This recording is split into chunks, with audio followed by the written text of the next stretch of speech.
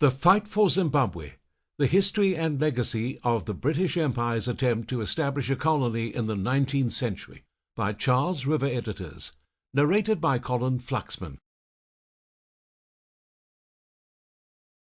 Introduction. The British South African Company shares may be at a discount. Trade martyrs, but he, our Colossus, strides on. Our Colossus strides on, he declares, whether with or without chums or charters, Hooray!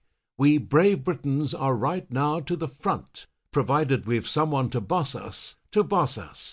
And scuttlers will have their work cut out to shunt the stalwart, far-striding Colossus. Excerpt from an editorial in Punch, December the 10th, 1892.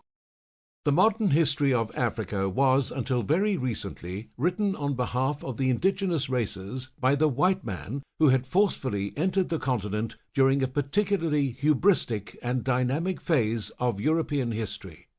In 1884, Prince Otto von Bismark, the German chancellor, brought the plenipotentiaries of all major powers of Europe together to deal with Africa's colonization in such a manner as to avoid provocation of war.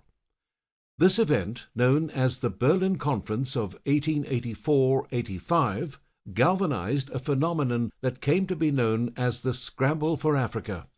The conference established two fundamental rules for European seizure of Africa.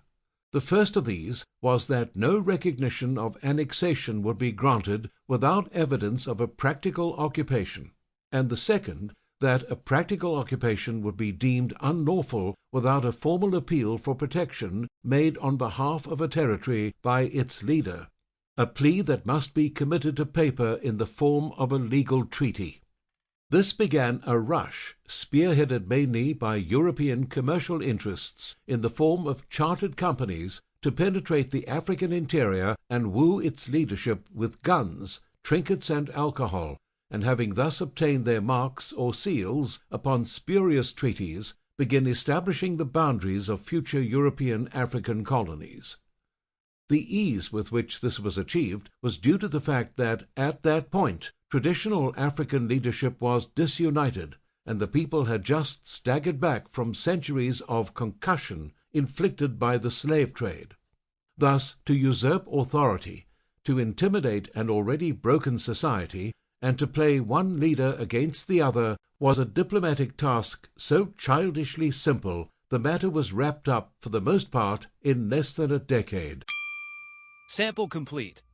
Ready to continue?